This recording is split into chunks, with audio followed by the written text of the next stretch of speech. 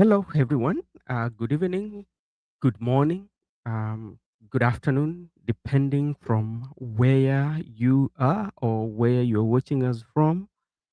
Let me take this opportunity to invite my brother Miguda to this show, to the podcast that we are going to have this evening. Miguda, how are you doing? I'm very fine, bro. How about you? I'm doing fine. We're doing very fine. Yeah. That's good. We're also managing over here. Thank you so much. Today, labda wacha niseme kwa Kiswahili kwa sababu napata kwamba nikizungumza kwa Kiswahili huwa nadhani inafanya um, inafika nyumbani. Um, Leo tulikuwa na mazungumzo tu na rafiki yangu mwingine tunaita kikao, na tulizungumzia maneno ya utamaduni na mila na utamaduni, labda tukiongea pia kuhusu tamaduni na desturi za Kiafrika ama tamaduni na desturi zetu. Na unapata kwamba sana sana Waafrika wameiga sana uh, tamaduni na desturi za watu ambao ama kwa nchi za ughaibuni. Unaona kama hiyo inafanya sana sana Waafrika wapoteze mwelekeo na nidhamu kwa vitu ambazo zinakuwa ni msingi katika maisha.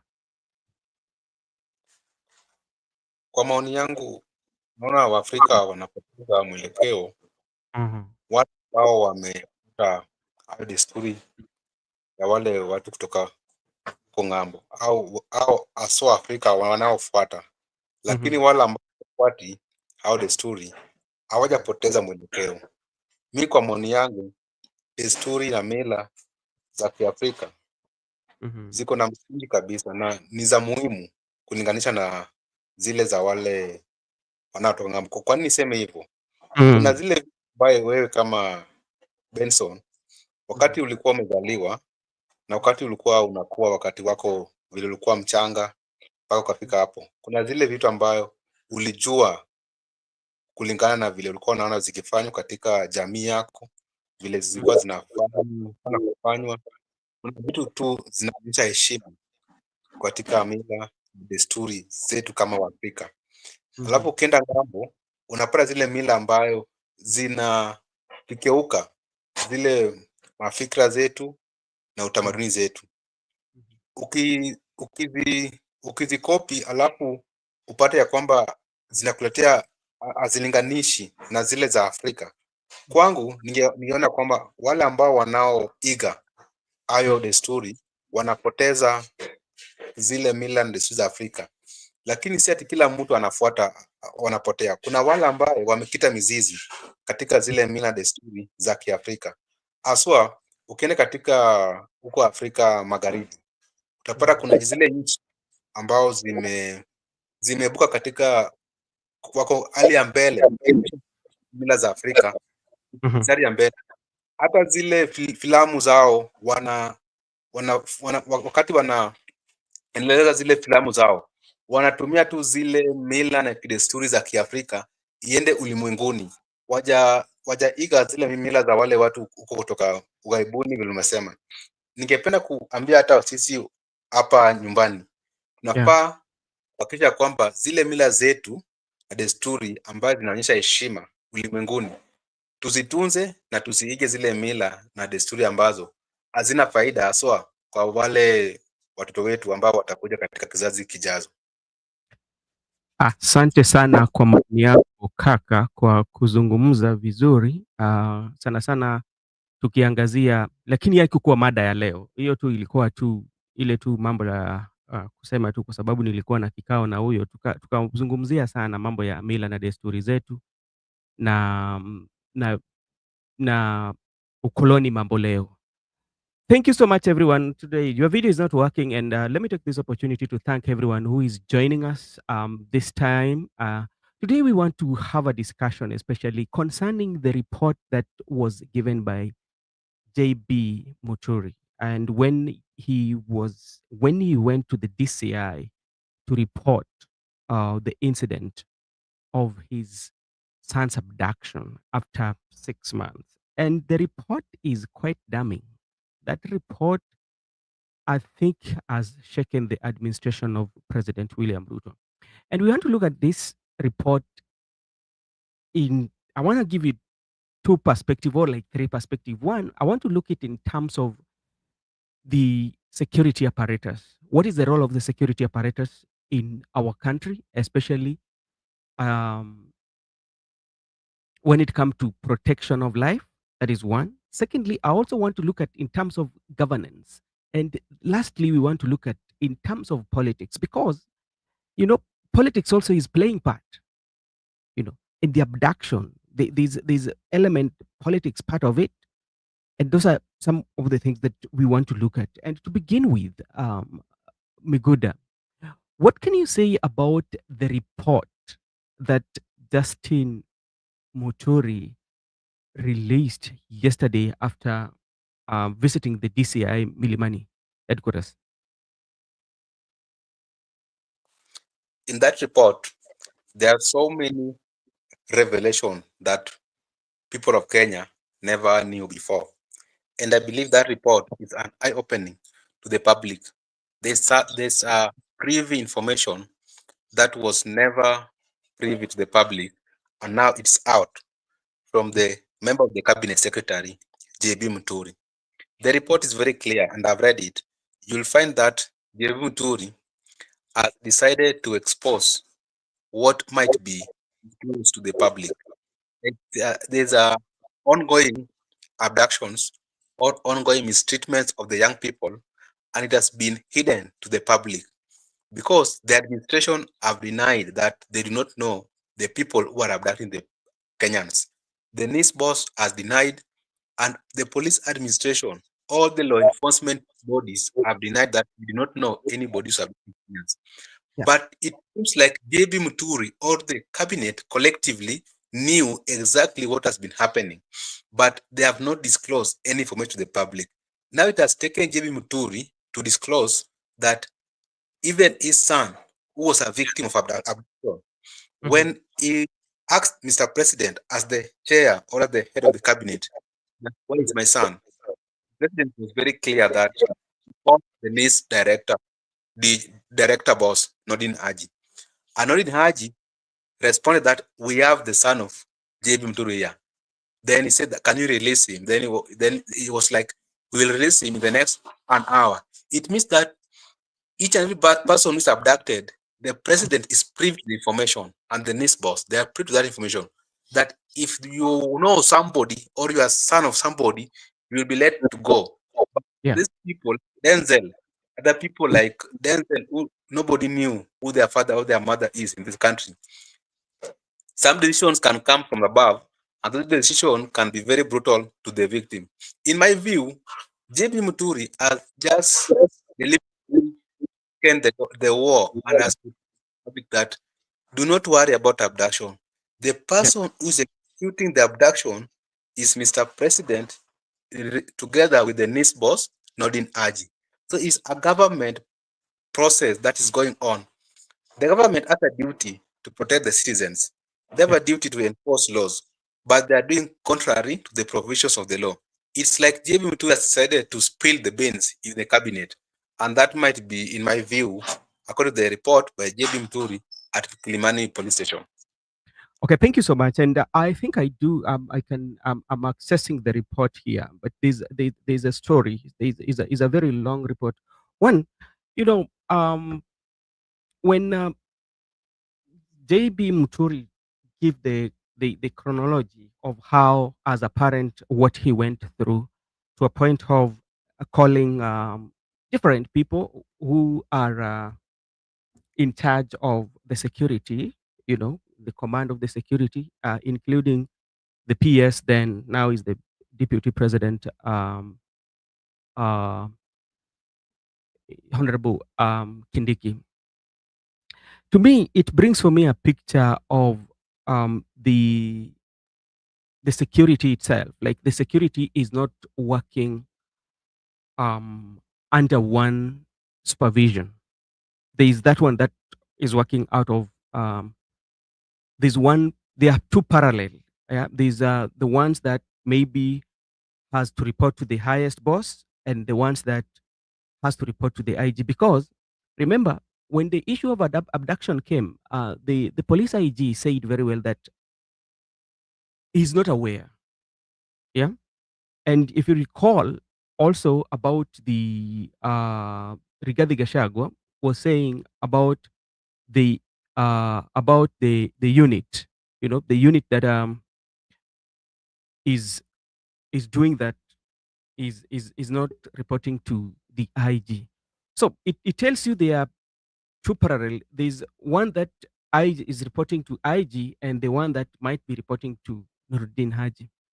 That is one thing that I can withdraw from that. Then secondly, it also brings about our society on how our society is that um, the rich can get access so quickly to make sure they know where their loved ones are. But what about the poor? Yeah. How are the poor going to be? Because like let's take for example, like you've talked about Washington, the guy, the graduate who died. His father was a nobody.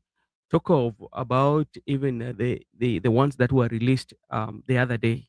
You know, they were just people coming from maybe a poor background. How long will it take them, or what can they do to go through all the processes that Muturi went through, and they could secure their release? So that is also something that we are looking at. So so it is lapses. I think there's a lapses within the security based on what Muturi as penned, or what the press the Muturi has given. And also, this is also incriminating the president, because he said that he had, yep, on the phone when the president was making a call to Haji. So from the report, it tells maybe the president is aware of the abductions. Yeah. So what do you think? It's very crystal clear from the report that the people or the person with the abduction, it is the president with the help of the NIS boss, not in Haji. Because JB Muturi reached to the president and asked president that whereabouts of the son. The president, without hesitation, called immediately, not in Haji. It means he knows that any person who is missing, the Mhm. only person who is privy to the information of people in this country is the NIS boss. Yeah. Because NIS is privy to the information, because that is a provision in the law that he got so much information, including the security details of a nation. He Yeah. controls those security informations. It means that Mr. President, whenever want to get any information, even if want to know where is Brother Benson media, he will Mhm. just call the NIS boss, not in Yeah. Haji. Mhm. Haji will use his boss and that report to the president whereabouts of the media. It means J. Mutur is trying to tell people that these people are coming out to condemn abduction. These people are coming out to try to paint other people to be the chief abductors. These people who are calling Rigiji, that is the ones abducting people. Ona Tembeya executed abduction in the previous regime. Yeah. All they are saying, the kids are abducted themselves. JB2 is coming clear that no. The person who is abducting young people and the people who are responsible is the government by itself. Its government is responsible for that abduction, and the Mhm. backstop with the president and the next boss. That's exactly what JB2 is trying to tell the people. But in my view, we need to tell the people that because I was the AG by then, and I Mhm. sit into the National Security Council. When I sit in the National Security Council together with the NIS boss, because NIS boss also sits in the National Security Council and the Yeah. president, we have to know exactly the security status of the country. Now, when I have asked the boss where is whereabouts of my son, and I asked him to release my son, he was Yeah. released within an hour. It means that if I don't sit in that security council, if I Mhm. don't sit in the cabinet secretary, and whenever my son or your daughter is missing, or I myself am missing, no one will care. No one will care whether will be released or not. It will be between me and my maker, which is very sad story for the young people. So if JB Muturi is coming, when JB Muturi is spilling the beans, he goes ahead to an extent that he's ready to lose his job to that extent. If someone is ready to lose his job in the Uh-huh. government, means now it's unbearable. He can no longer bear that information. Okay, that's okay. But now my question is to you: what happened? Because what JB Muturi is saying is not something that is very new um, in the in the country, because this is a conversation that has always been in the public domain for quite some time. Those are the conversations that the young people have been saying. Those are the concerns that every Kenyan has been raising. You know, and what he's saying is not new. Apart from now, he's giving us a chronology of what he went through as a parent while looking for or trying to find out the whereabouts of his son. Now, where does the responsibility lies? Where does the responsibility lies? The responsibility still lies with the president or the backstop of the president as the head of state, because Mhm. the government has a duty. They have stated that they have a duty to protect the lives of the people. They have Yeah. a duty to maintain law and order. They have a duty to reinforce that. By doing so, they must ensure that each and every person is safe. The Mm. safety of the population, the safety of the public is within the government to ensure. It is not the role of JB or the role of you or me to make sure that people are safe. It's the role of government to make sure that the people are safe and secure in the country without any abduction. That's why I'm bringing all the blames to the government, because they're the people who are supposed to be the duty bearers. They're the duty bearers. But Mhm. if they're the duty bearers, why Yeah. is it that they're the same people who have been quoted or who have been alleged to have been committing these crimes? If these people have been alleged by JB Muturi that they are committing such crimes, it means that there is not the role of the duty bearer which they should execute is not what they are doing. They are doing exactly what they should be doing. That's why even Okay. I think I'm missing good. I'm you can losing take that good. information Yeah. or needs force. It means that it's a case that the government is going to be party of that case. In my view, Mhm. the people who have been alleged by JB Muturi are the Mhm. same people who should be responsible for the actions the young people or the public are calling out. Okay. Thank you so much for because I wanted to know where the responsibility lies. One, because even with as the buck stops with the president, you look at now the security, because like Muturi is not just an ordinary person. Because remember, he was a AG and he sit in one of the very sensitive organ, especially when it comes to the security of our nation. So even very privy of the information or the intelligence that the president gets. Yeah. So if he could be sitting in those meetings, yeah, where the president gets the intelligence briefing, even from the CDF, from the police, every intelligence that you might from the NACE and telling all the security apparatus that are in charge of intelligence of the country, and he's also sitting with the president. And now he does not have information because based on that making those calls, everybody was telling him, oh, maybe there was a robbery or we are not aware until one of the somebody in the police force called him and said, okay, we have your son. And the apparatus, the security apparatus, how then do we look at our country? Because the security apparatus are not communicating in one line some of the things that they should know.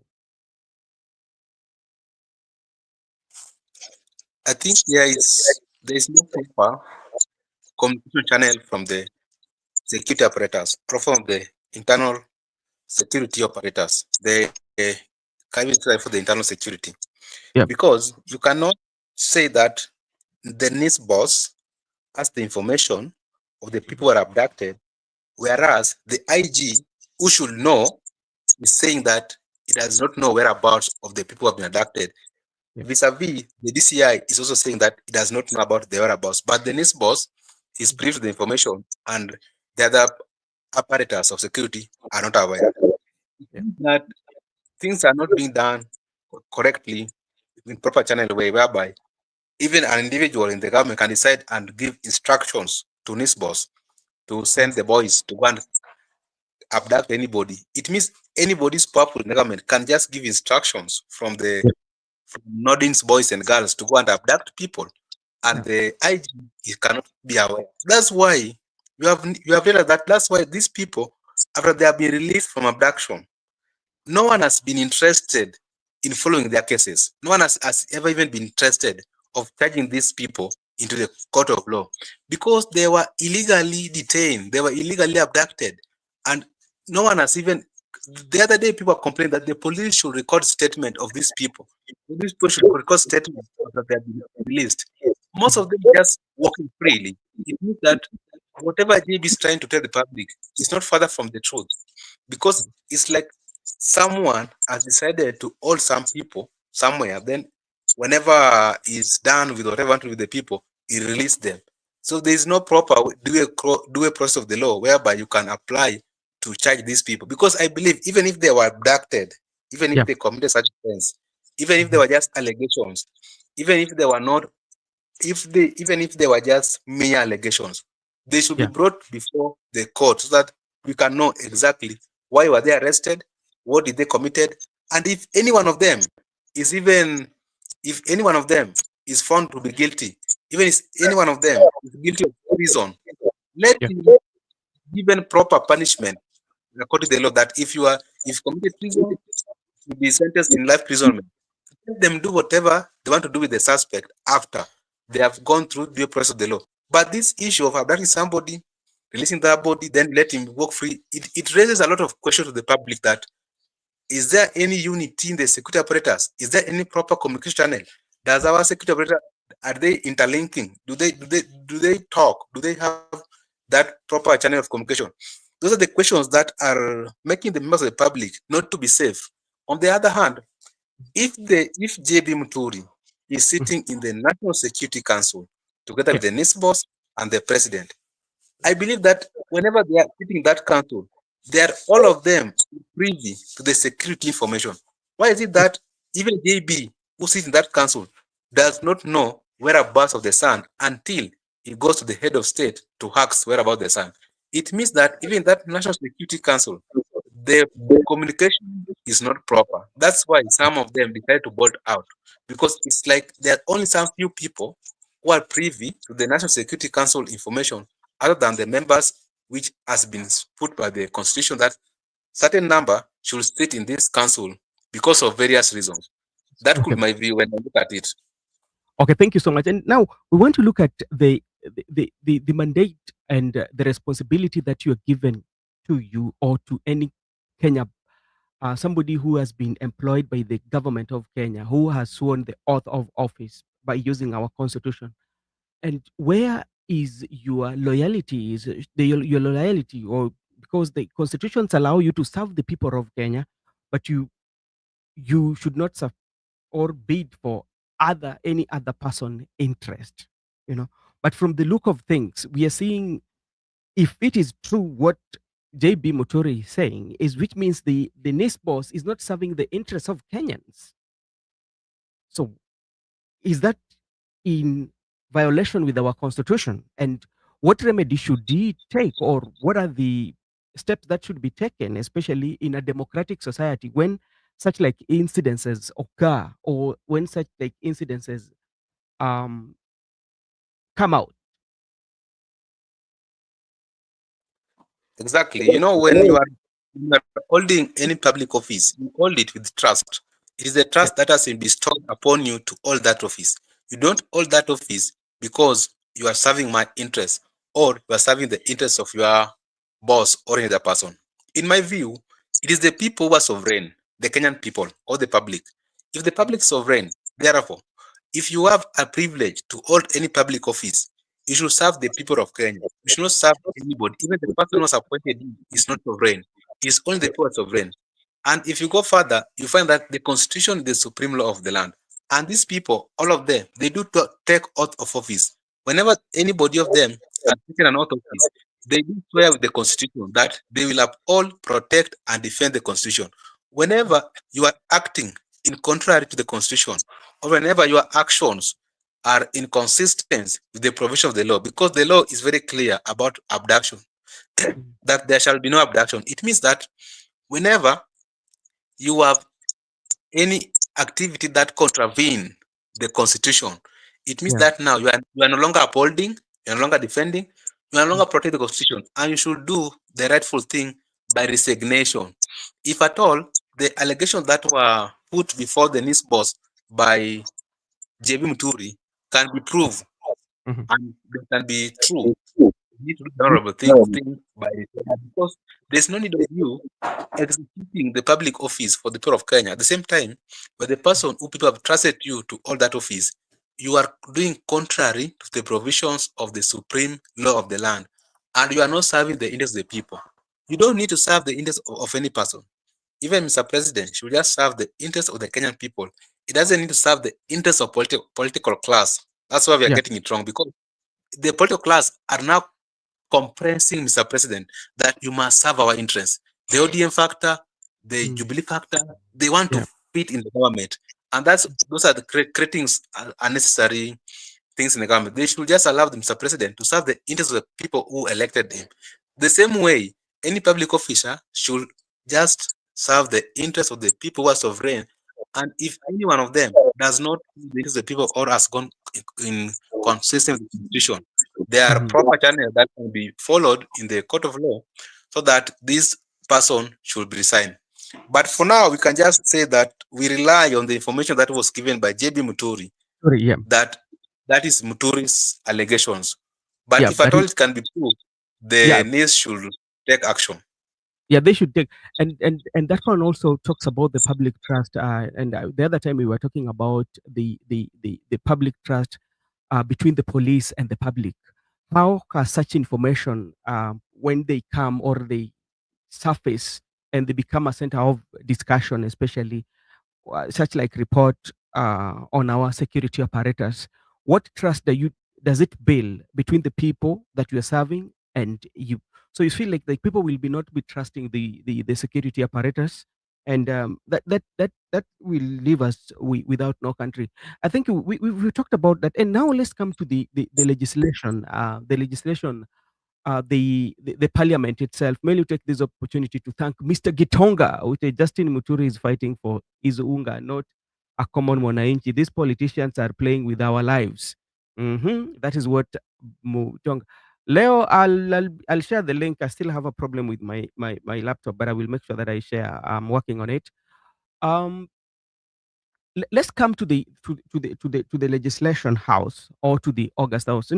Many a times we usually look at parliament as the third arm of government, and if you look keenly, there are so many security. I mean, like the committees that are in parliament that are given the charge by the constitution to somehow do investigation when such like issues that are affecting the Kenyan people or the people who gave them the mandate to represent them or to argue on their behalf, when they have something that is affecting them, the challenges that they are going through, it is usually upon the parliaments to call the relevant head of those authority to investigate them or to have like a conversation so that they can shed more light on. But we are seeing a quite turn, especially when it comes to the legislation, the members of parliament. There are those who are not in agreement with what is happening. There are those who are in agreement. And this, I can give you a typical example of two legislators that I saw that were saying that, okay, Honorable Muturi should resign, or that is Osoro, Muturi should resign or apologize. If not, we impeach you. But instead of coming up and calling out the relative, I mean, the relevant authority, the relevant committees in the parliament, like the security committee, to call Muturi so that they can get more information, but they talk of impeachment. What does it say about our parliament and the leaders that we have? In my view, according to the hierarchy, parliament is the first arm of government Yeah. because it's Parliament come first, then executive, then judiciary is the third. It is the first arm of the government because this is where we have almost at least everybody is represented because we elect our leaders on the sub county and almost all of us are represented in the parliament. That's why Yeah. there is a lot of representation of the people in that house other than in the executive and in the judiciary. Most of us are massively represented in parliament. Mhm. Parliament should be independent, I believe. But Yeah. whatever Osoro was saying is also that's one of the role of the parliament because they have to balance the doctrine of separation of powers, checks and balances. Is the parliament to oversight the executive? JB Yeah. Muturi is a member of the executive, so parliament has that role to oversight. I'll just urge the member of parliament they should let him not force somebody to resign or let Yeah. him not let him just do the proper thing. Let him impeach that person. And Or, no, Mr. President, at the okay, same let me time, the information that I want to get is that okay, that is their role, and he would including impeachment if you feel so, you know. But how can you impeach before getting the other side of the story of this guy? Call him on the committee and ask him, why are you saying them the relevant committee is that he's in charge of security? Is that one the right way so that even if you impeach this guy, you impeach him on you listening to the evidence and everything that he's saying? that is very correct. That's very correct because no one should be punished unheard. And by bringing him to the committee, it means that's the process of oversight. By Yeah, him coming to the house to ask questions, it means that the committee that is responsible for the security of the country is going yeah. to oversight that from the CXCS. So after oversighting, and they found that whatever the cabinet was talking about are just mere allegations, they can go ahead and retrain the CS, or they can go ahead on and impeach the CS. And remember, impeachment is a political process. And whatever is happening right now also is a political process. Most of it does not deal with legislations and Okay. also the due process of the law. It's just a political, these are just political games they are playing. Mm. What I want to say that members of parliament can as well oversight by bringing the CS to the house to, to answer questions based on the accusation. Makobura, can you please check your mic because we are getting some um, hissing sound from your side, please? Okay, thank you so much. As Makobura is checking on that, I know I also invite him to get his view or his line of thought when we are looking this abduction in the microscope of JB Muturi revelation that he did, the report that he made with the police and is out in the public, and everybody is uh, raising and everybody's giving different argument. We are still on parliament. And before I bring in Makobura, Judith, thank you so much for joining. Brenda, too, thank you so much for joining. Now, in the same parliament, you know, we are having, oh, we lost Miguda. I hope is going to come back very soon. Hey, Makobura, how are you doing?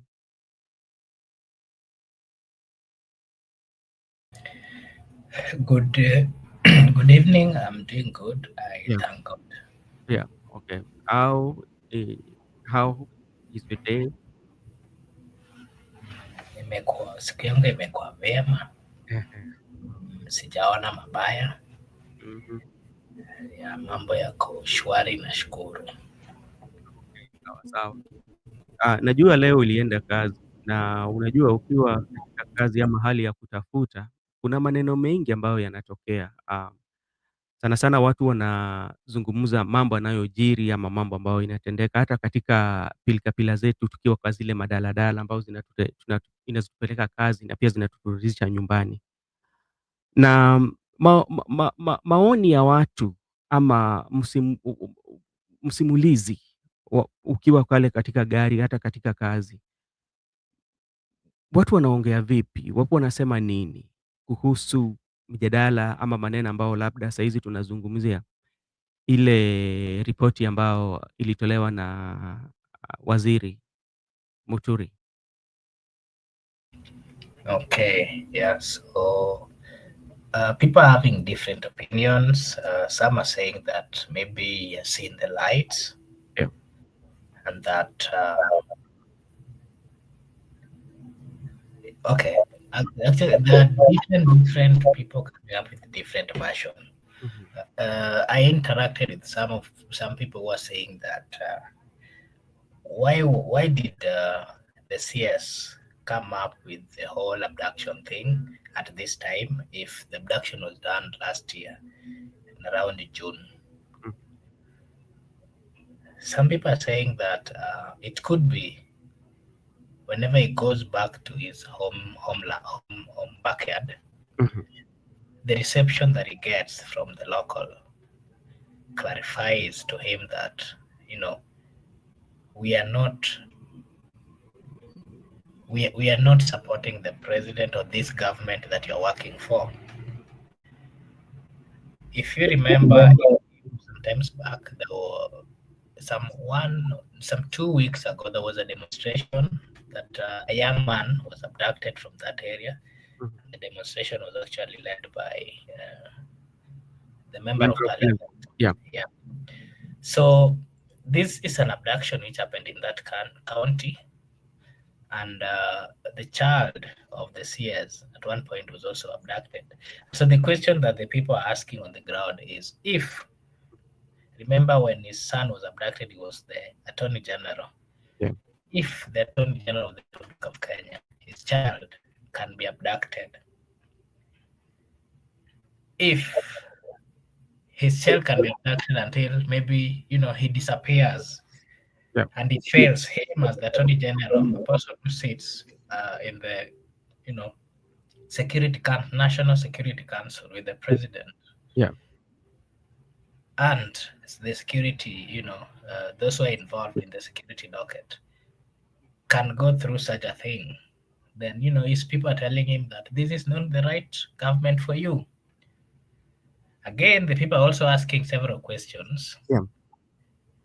that if he was there and that happened to him, what about the normal Mwananchi? So the normal Mwananchi are convinced that this government does not really care about them, does not really care about the normal Wananchi. And that is why on his backyard, if you remember, there was a was going on Yeah. over there, Mhm. and he was sent by the president to deliver the message of the president. You know, the people actually refused to listen to the message of the president, and whatever the message was then handed over to the bereaved. That is a clear sign that no matter the position that you are holding, even if you are our son, you are in this government. His people are telling him that we do not support this government, we are not happy with Yeah. this government, because there has been this narrative that once mtu wenyu ako kwa serikali, Yeah. then there is some advantage that you'll be getting from the government. Okay.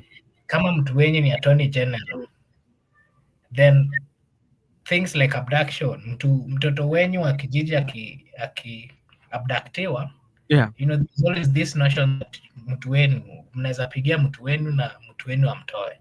Uh, In this case of the CS, hata yeye alishindwa with the powers that he has. Alishindwa, he tried getting to his colleagues and he could not manage to find his son. He had to go to the president. And if you listen, Mhm. or if you read whatever he had presented, it clarifies to you that truly this government do not care about the citizen.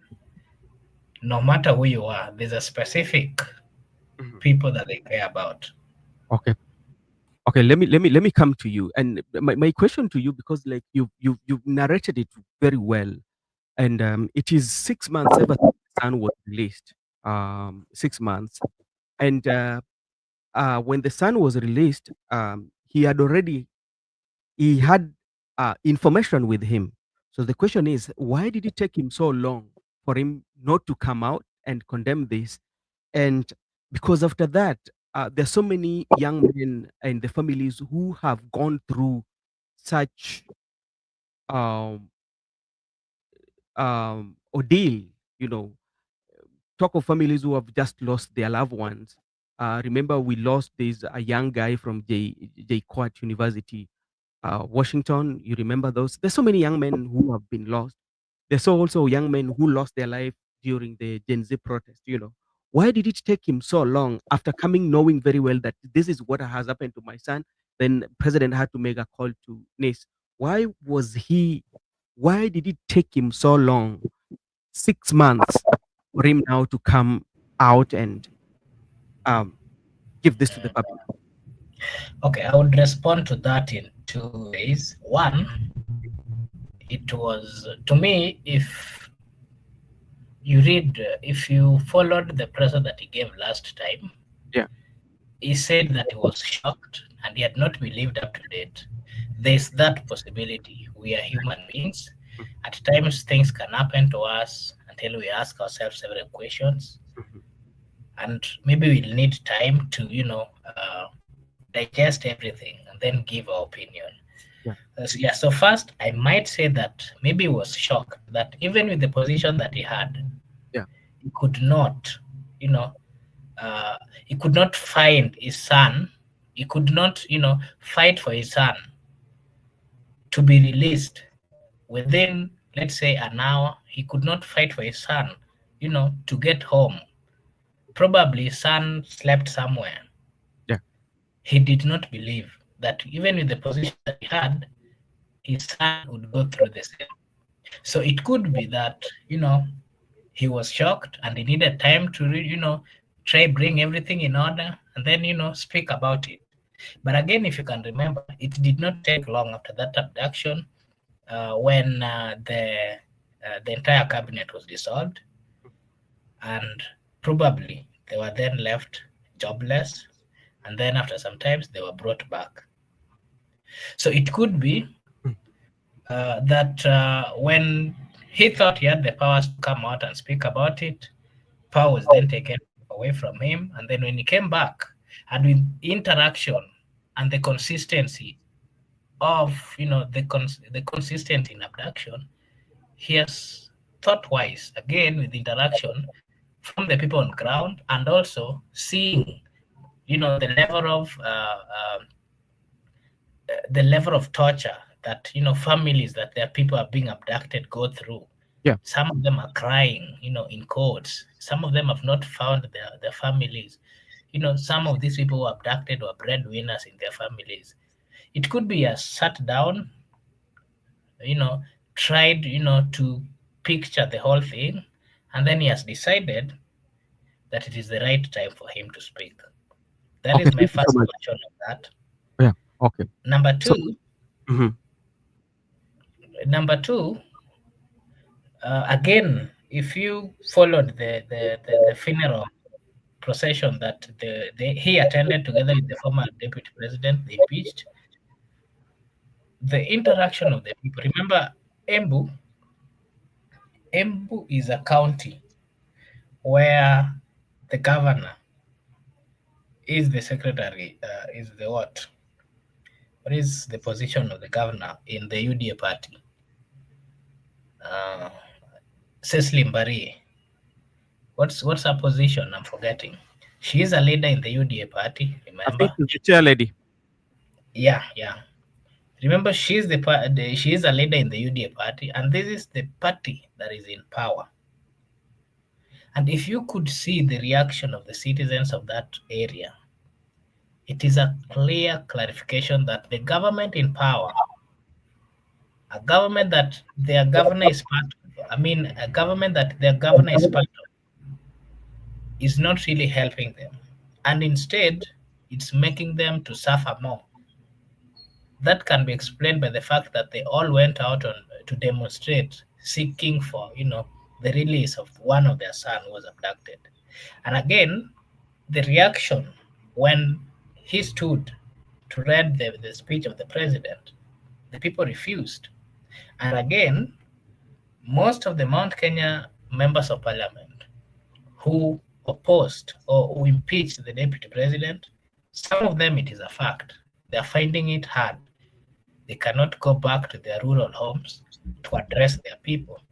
It could be a scene that he has a political interest, be it in their backyard or future political interest in the Republic of Kenya.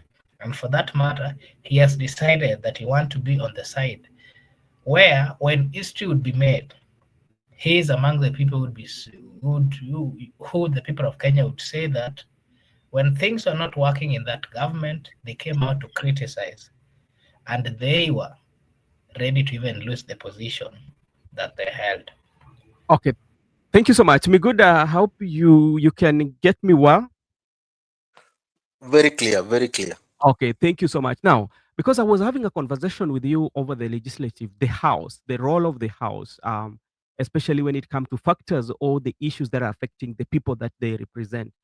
And if you are very keen on how the legislators make their comment, is depending on who are you supporting. There are those who are supporting the government or those who are in government who still, until now we are speaking, still believe that the abduction is something that is not happening. There's somebody somewhere who is doing this, but not the government. We know that.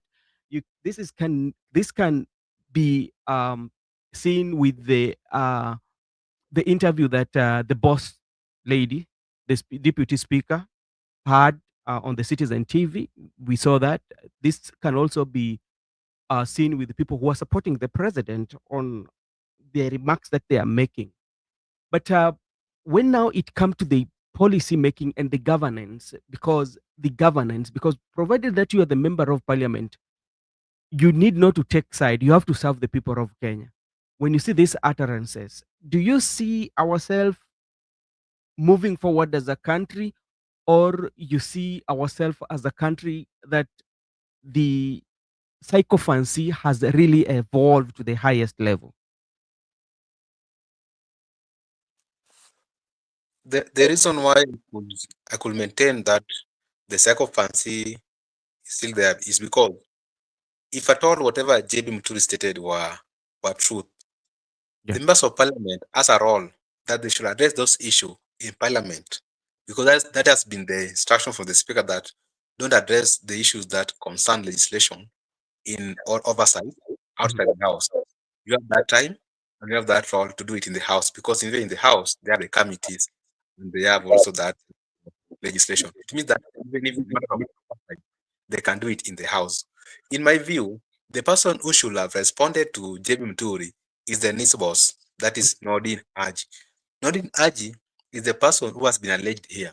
He need to respond to JB Muturi either formally or by informal, or he can go through court process to defend whatever Muturi is alleged about him. It is the duty of the Nordin Haji to decide whether to respond to Muturi either formally or informal.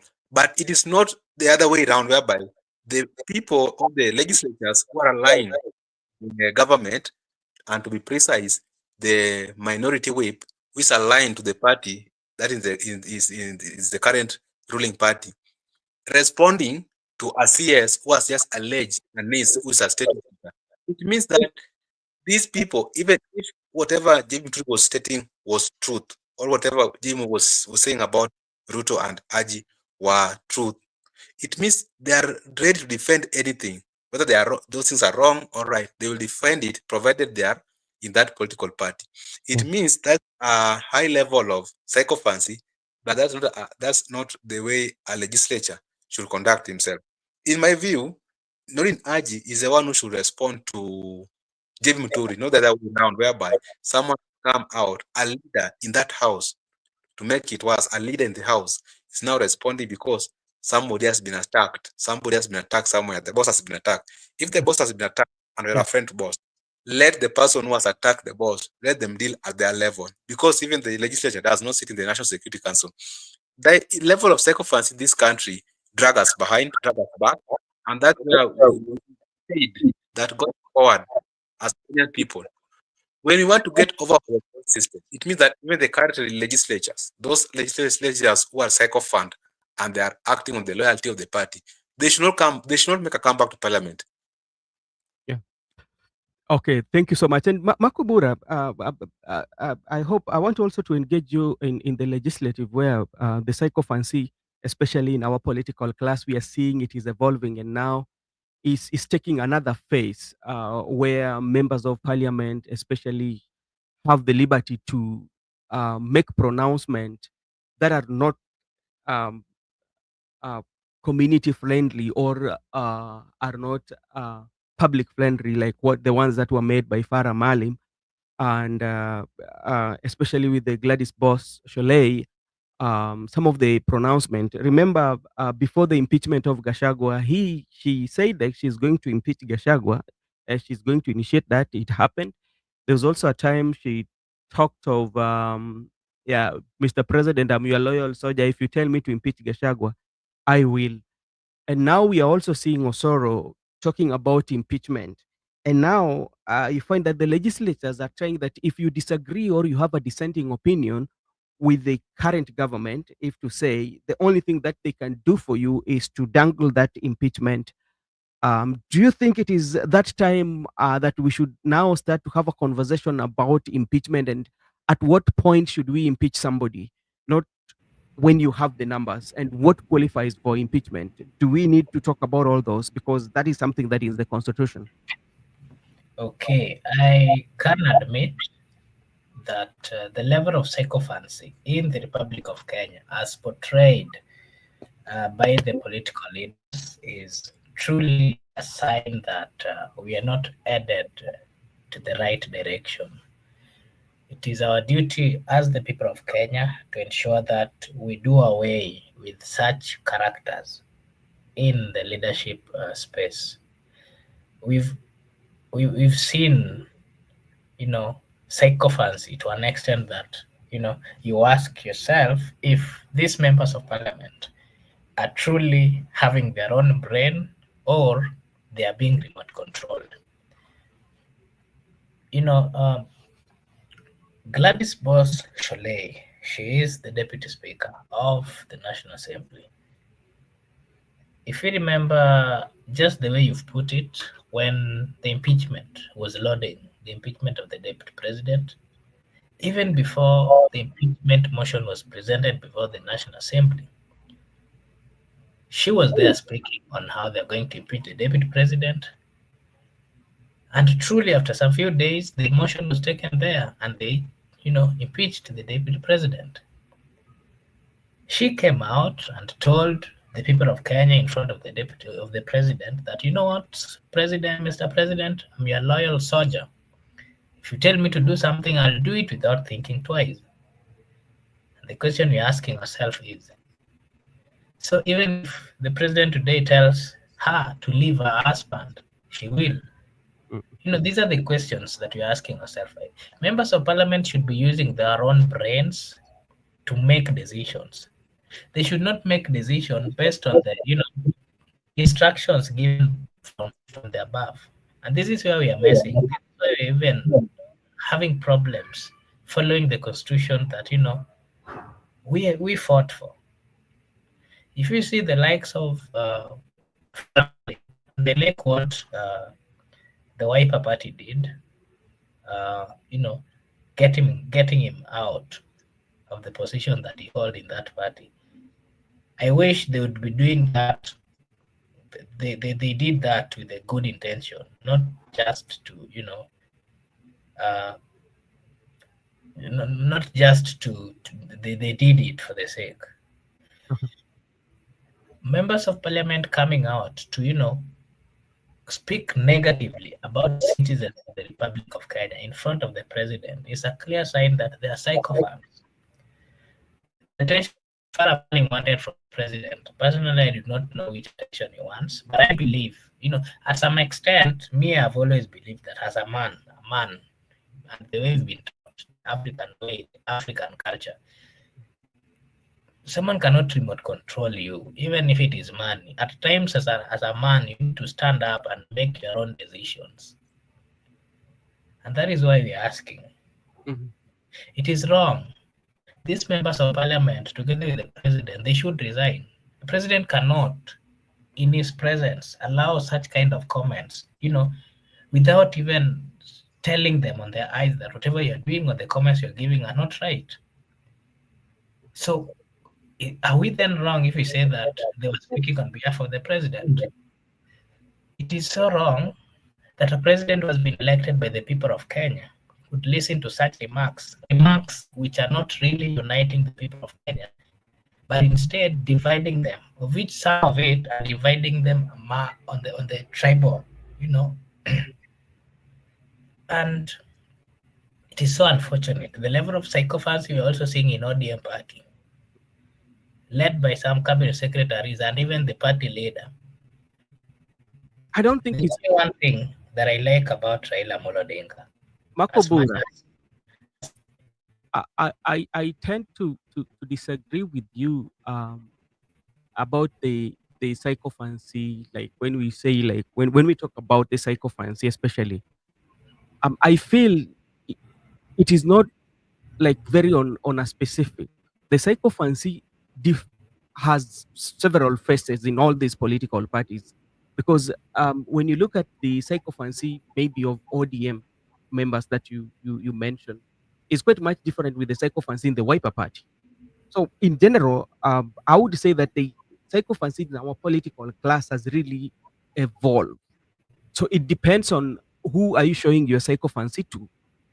Yeah, there are those who are showing it to the extreme, and those who are also showing it not to the extreme, but the level still remains the same. That they are all sycophants, some of the political class, depending on where you stand or where you share your ideology.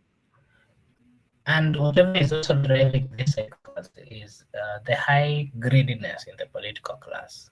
Yeah. I don't know what the president gives them. I don't know what they get after speaking, trying to make, the president and whoever they're making happy. I don't know what they earn.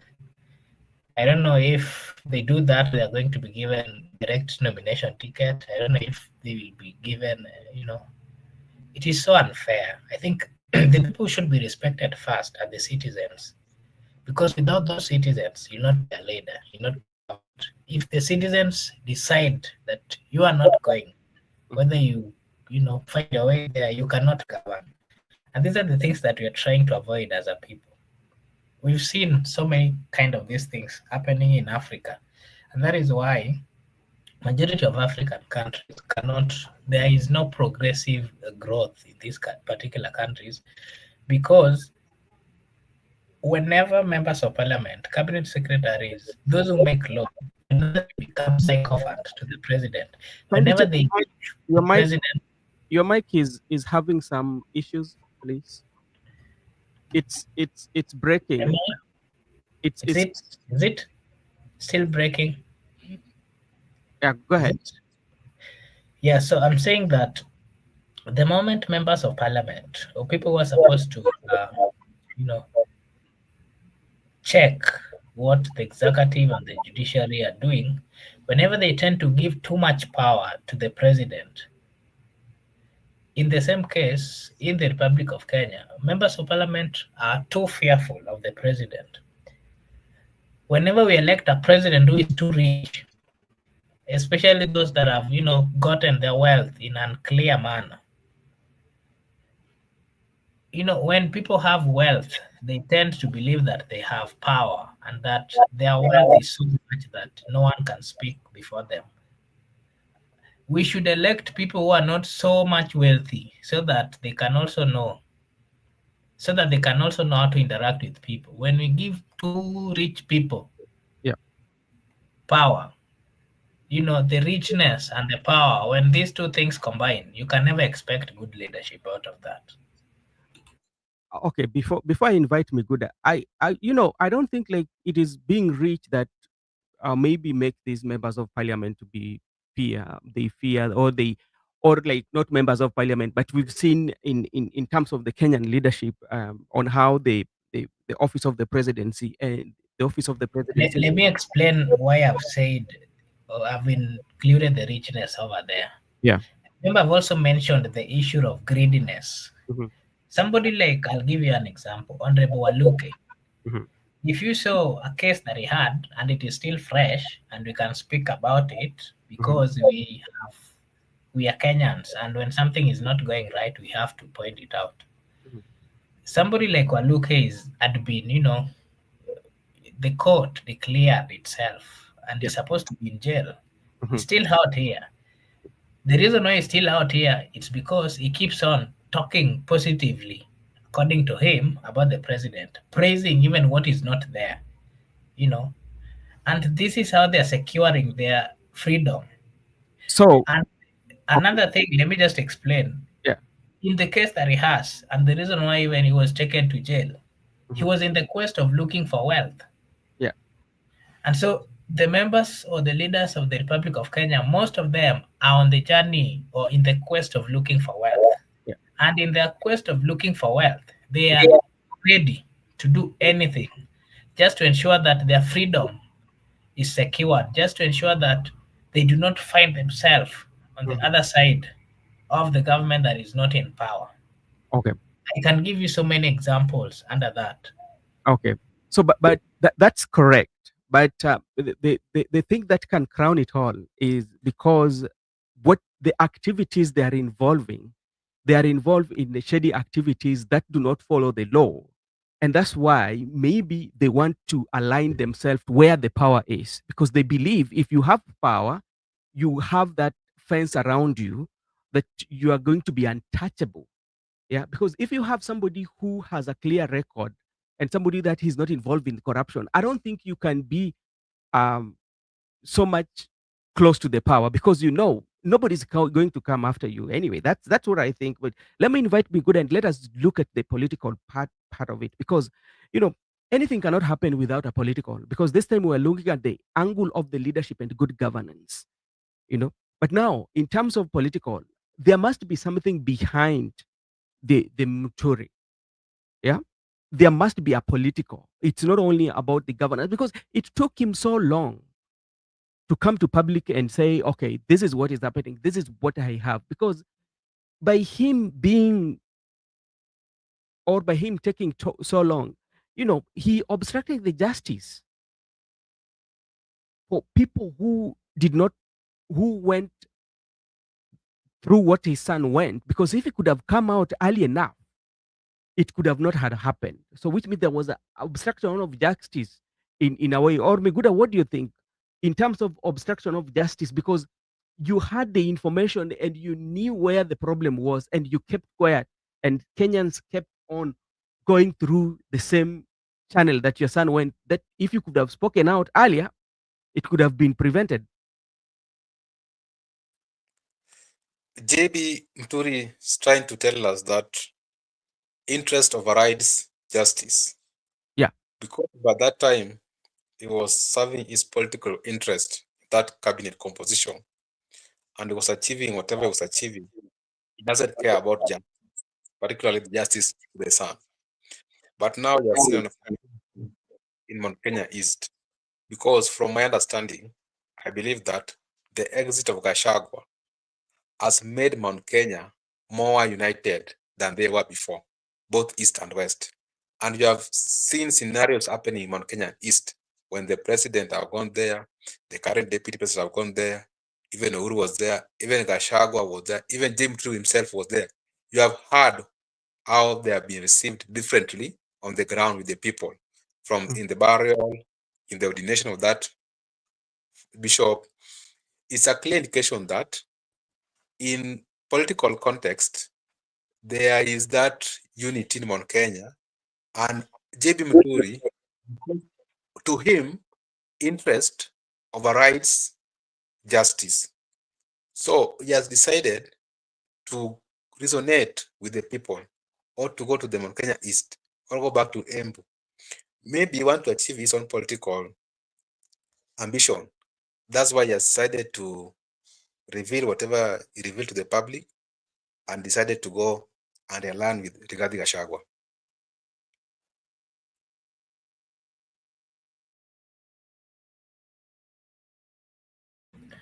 Okay. Okay, thank you. I don't know if I'm clear, Mr. Migoda. Yeah, you're very clear. Okay, thanks. So I joined a little bit late, but I wanted, I don't know whether you spoke about one Fred Okengo Matiang'i. I don't know whether you've talked about anything about him. We haven't talked about anything to do with Matiang'i. Yeah, I wanted to hear your opinion on that. Yesterday, it really trended after, was it a funeral or church that they were with? They were with some other leaders, and what is the name of this member of parliament? Galdai, I don't know. What is his name from Kisii? He's a member of parliament from Kisii. I'm forgetting his name. Zair Janda. Yeah, I think is the one. When he stood up, he spoke about Matiang'i, and he said that Matiang'i would be going for presidency and that they're working behind the scene, and they're trying to also come. Invite people that they think, according to them, that would want to join that boat of taking Matiang'i to 2027. And when Matiang'i stood, he said that actually the request of this member of parliament was that kindly Matiang'i just come up and go for this seat, and that the people of Kenya are going to support you, and that the people of Kenya are requesting that you come. When Matiang'i stood up, he didn't speak much. He only said that I have heard and I'll do something about it. And so this is something that has really trended us from yesterday. And Kenyans are giving their opinion. I remember Matiang'i at some point, he gave some international company, is it Canadian company, to try get what is needed for the presidency. I don't know whether they've reported back. I'm not so sure. So I just wanted to hear your opinion on what you think. I don't know whether you saw the comments and the beliefs or what the people of Kenya were saying on Twitter, because it really trended for some time. What do you have to say about one Fred Okengo Matiang'i, and from where you sit, which kind of politicians do you think, if he works with, he can get to the presidency? And who do you think he can choose for the position of the deputy president? There are some people who are saying that if he goes for maybe Kalonzo as the deputy, then he can't manage. But at the other side are saying that Kalonzo cannot agree to be the deputy president of Fred Okengo Matiang'i. There's also a group of people who are saying that there's so many options that they're giving up. But again, there are so many people who have also declared their interest in 2027. One, Professor,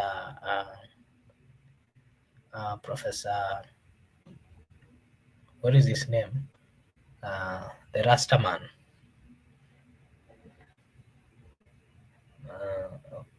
The Rastaman, what is his name? I'm forgetting. He has declared his interest in 2027. We have the likes of Kerara, Kebas, Kemamorara. There's also Omtata, who has also declared his interest. Martha Karua has declared his interest. And so among these people who have declared their interest in 2027 presidential election race, who do you think he can work with, and what are the probability of him winning? Because if you hear what people are saying that Ruto is not a walk on the park. And again, they're also saying that the truth of the matter is Kenyans are not going to support the deputy president, the president of the Republic of Kenya. And so whoever is going to vie with him should be a strong candidate. There's a group of people who are saying that Kalonzo is good, but is not capable of fighting William Samoei Ruto, because some people think that he's too soft. And some are saying that he's not very serious about this race. What is your take on Matiang'i's quest?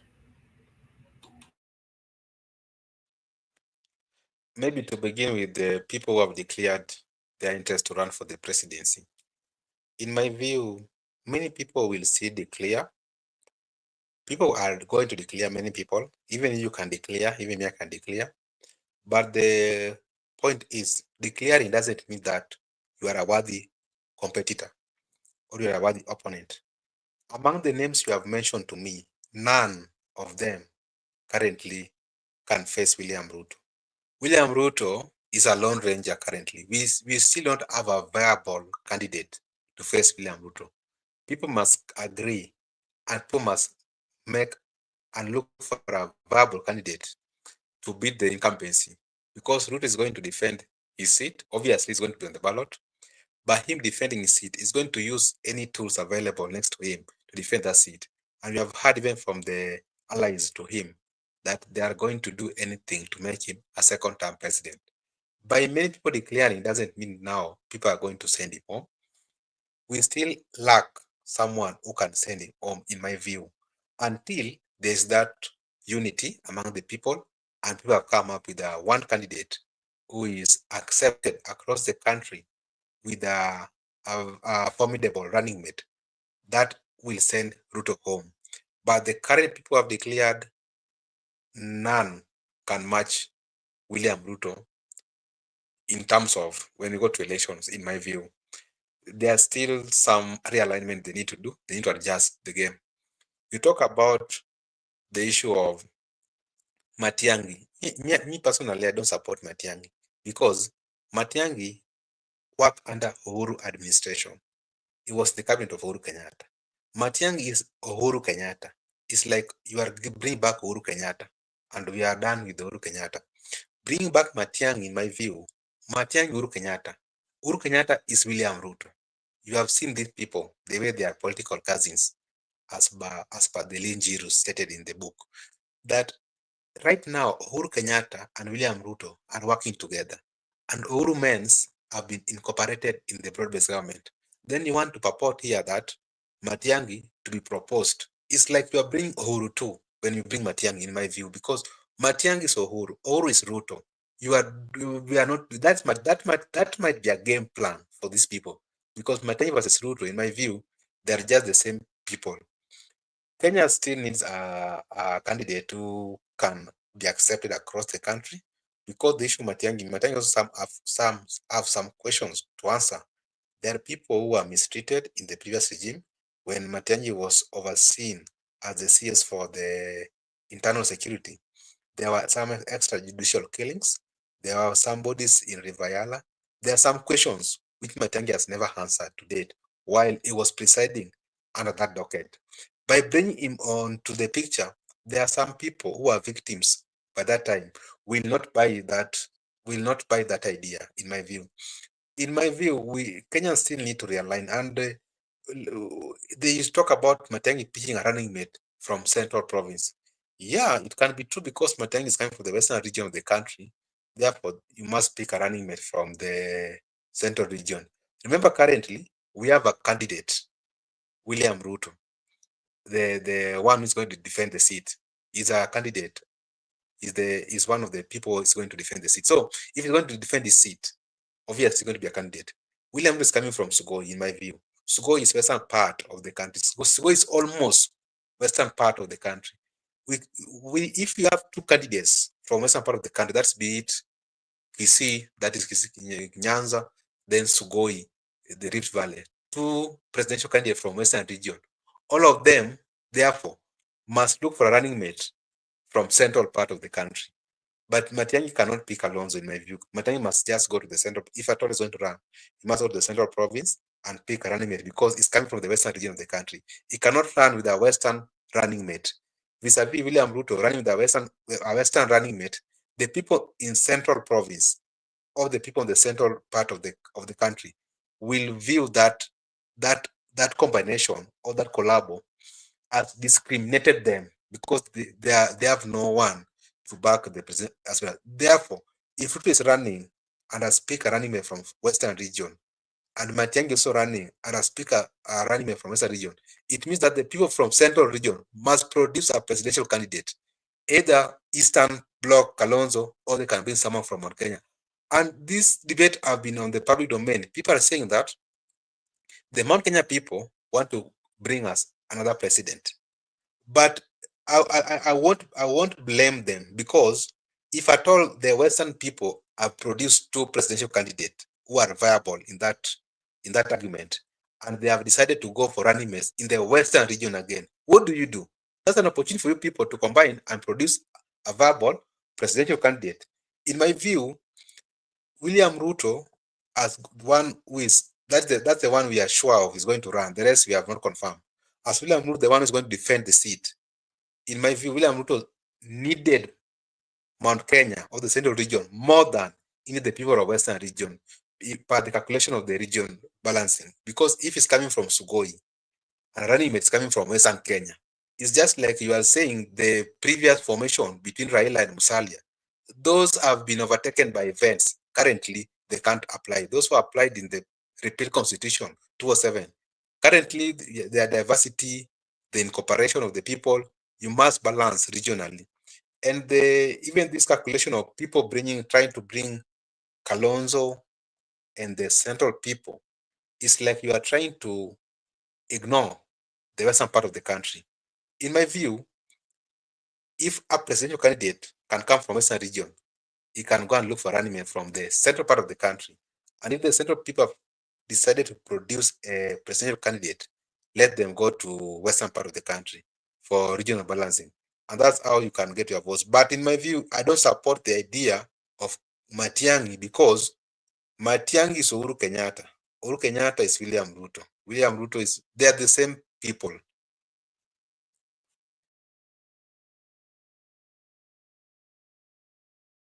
Okay.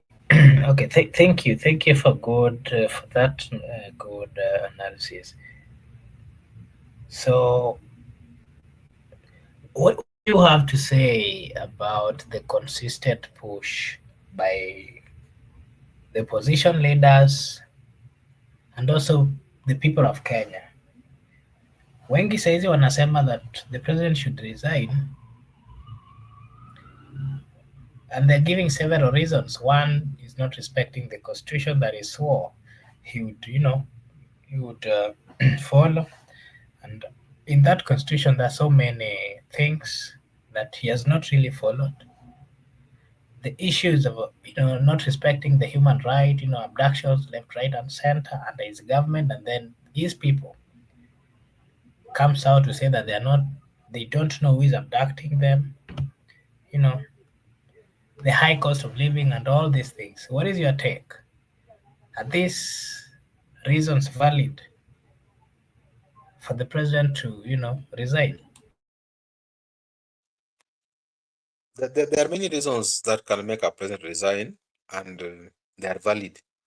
But I don't believe that their validity or invalidity can make the president resign, because what if he decide not to resign? What can you do? Because if a matter of resignation must come from him, it is him to decide to resign or not, or the allies, the close allies who are with him all the time, can make for him a decision that, Mr. President, you want to resign, but for us, we don't want to resign. That is very difficult, because I'm not foreseeing anywhere Mr. Ruto can resign. He's not going to resign. We have just to live with him and accept that people make mistake previous election, and when the mistake was made, there's an opportunity, a chance at ballot 27, because he's not going to resign. That's the option, and the parliament cannot impeach him because the current composition, the ODM and the Ruto boys in parliament combine, they cannot. No one can match that formation in parliament to impeach Mr. President. Impeachment is not going to be impeached. Resignation is not going to resign. The other one we don't know, but if they want to remove him from power democratically, they must face him at the ballot. There's no shortcut here, unless other things which are not what we disclose here. But as per the things right now, even whether those issues were invalid or they are valid for him to sign, because if a matter of insubordination of the constitution, violation of the constitution, all of them have violated constitution, including the security agencies. If it's a matter of gross misconduct, they have perfected them. A gross violation, they have. So there are so much grounds for them to resign. But from the look of things, they are not going to resign. And Kenyans they should maintain the pace by criticizing the government, because that is where they are right now. They just critic and objectively, by criticizing the government objectively. And as they should also, there is another thing, Makubura here. People want Ruto to go, but people have not produced that candidate, because as things stand right now, the candidate, the broad-based government candidate is William Ruto. Already they have their candidate. Who is the candidate of the opposition team? They are delaying, and time is also running out. They should also work on their candidate before they come to the public to criticize Mr. President. Mr. President must be criticized, but at the same time, we need to organize very well as the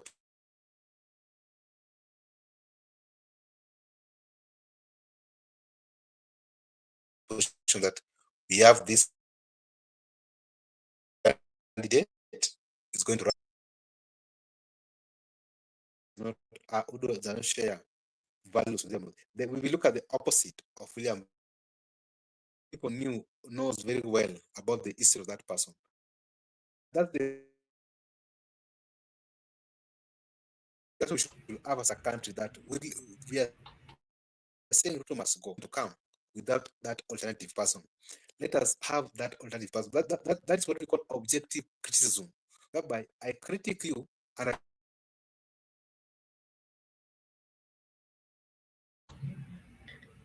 I don't know if you can hear this. Your internet is not very stable. I don't know if you can. Can you hear me? Yes, now I can hear you. I'm saying, I was concluding. That's a kind of, I was concluding. That's a kind of criticism we should have as a country, that we don't want Mr. President. He must go because of 1, 2, 3 ground. But what is the alternative? Who is this guy who is coming to take after Ruto? Who is this guy who is going to beat William Ruto in 2027? Not that William Ruto must go. At the same time, it's like he's a lone ranger.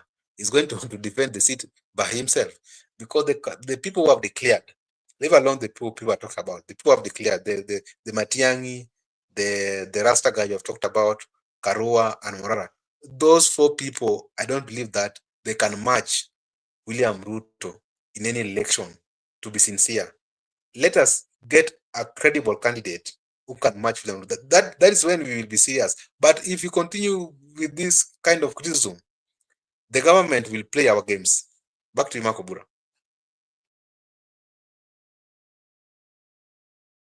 Okay, thank you. I just watching on something here that patients had stormed the Afia House, and they raised several issues over there, that the SHA is not really working, and patients are stranded in several hospitals. And this is something that we've talked about here, not once but several times. I think the most important thing that the government would have focused on is ensuring that the SHA thing works. It was so unfortunate for them to, um, just, remove the NHIF thing without ensuring that the SHA was ready. It is so unfortunate that people are dying just because they cannot get, assistance under the health insurance cover. It is so unfortunate that patients are stranded in the whole country, and especially in the major hospitals. Some of them are dying because there's no any way that they can be helped. And the government, through the president, he comes out and always tells us how everything is in order. Today we saw this while the CS, or the people in Afia House, were having the press. That is when the patients also came in and they gave their opinion, it is uh, it is something that is so painful. It is something that a government that cares for its people, health is the most important thing in life. In life, actually, if you are healthy, you can do massive, big things. But if you are not, then there's nothing much that you can do. So I also call upon the people in leadership to ensure that they make the health insurance cover work, so we don't see deaths, which we are seeing in the Republic of Kenya, just because they migrated all these things from NHIF to SHA. That is my take on that. And I think we are just now almost ending. I wanted to give you a chance to give last remarks before we close.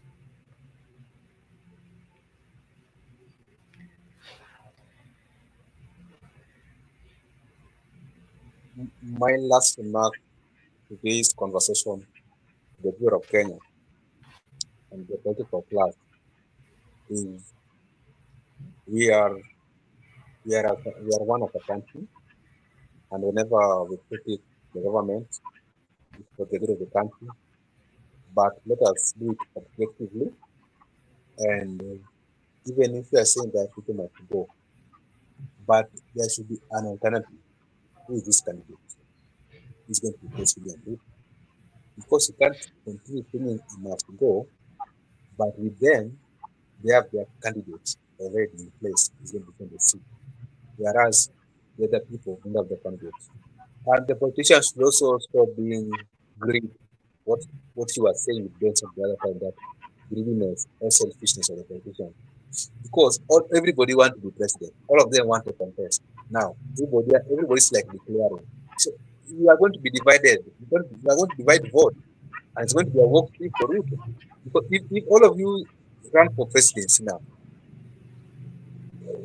and Ruto maintain his constituency, or half of the constituency, you are going to divide those votes, and it's going to get them easy, like before. Let us be objective, and also let us unite. Let us not try to. On the other hand, we have criticized government. On the other hand, we want our incentives to come first. That could be my remarks today, and we just appeal to the people who are for the first time. Kindly do subscribe. You can as well share and like the video. That's how you can support this channel. And next time, if you want to join, you have a divergent opinion, you can join. You share the link so that you can give us your opinion. Because we don't believe that our opinions are perfect and they're not perfect. We believe in diversity and different opinions from another person. Because with the different opinion, we are able to know things we don't know, not that we know everything. Makubura, bye bye. See you next time. Thank you so much, Mr. Meguda. And I also want to take this opportunity to say thank you to everyone who joined us today. We really appreciate those who commented. We appreciate, and we ask you to kindly tell a friend, so that we can grow as a group. And we will really appreciate. Allow me now to take this opportunity to wish you all a blessed night, blessed morning, a blessed afternoon, a blessed evening from wherever you are. Thank you so much, and may God bless you. Asanteni sana.